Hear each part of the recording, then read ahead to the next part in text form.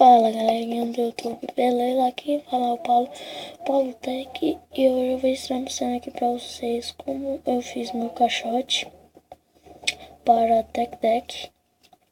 Bom, eu fiz o que? Usei palitos de picolé, desses daqui, ó. Dessa ponta assim, ó, reta. Eu aconselho vocês comprar desses palitos e fazer não desses assim, ó. Bom, vou ensinar agora vocês. Bom, vocês vão fazer o quê? Vão pegar 10, né? 10 palitos, 10.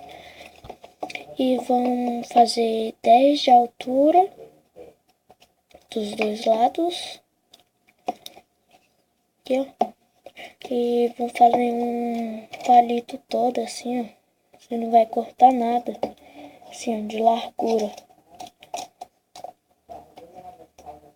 Assim, todinho de largura. E você sabe, se você quiser, né, se você quiser um pouco menor, você coloque menor. No meu caso eu fiz um desse daqui, ficou bem legal pra mim. E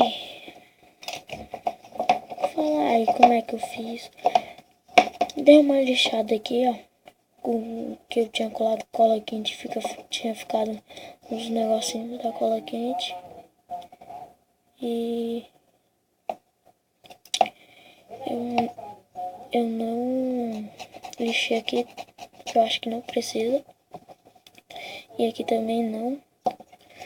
E aí no próximo episódio, ou próxima parte, eu vou ensinar vocês aí, que fez esse mesmo caixote aqui ou outro, colocar as partes assim de alumínio, ó, com uma lata de cerveja, assim, ó, isso daqui, ó, para aproveitar o alumínio dela, que é bom.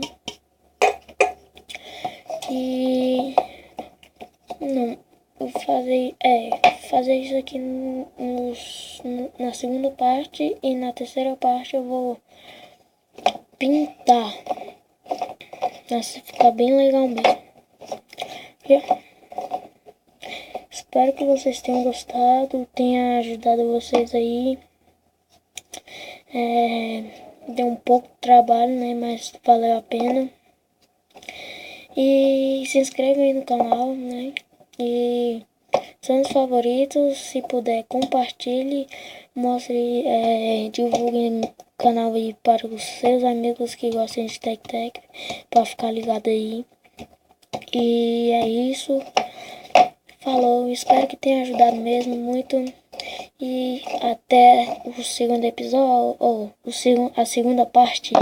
É nóis, fui!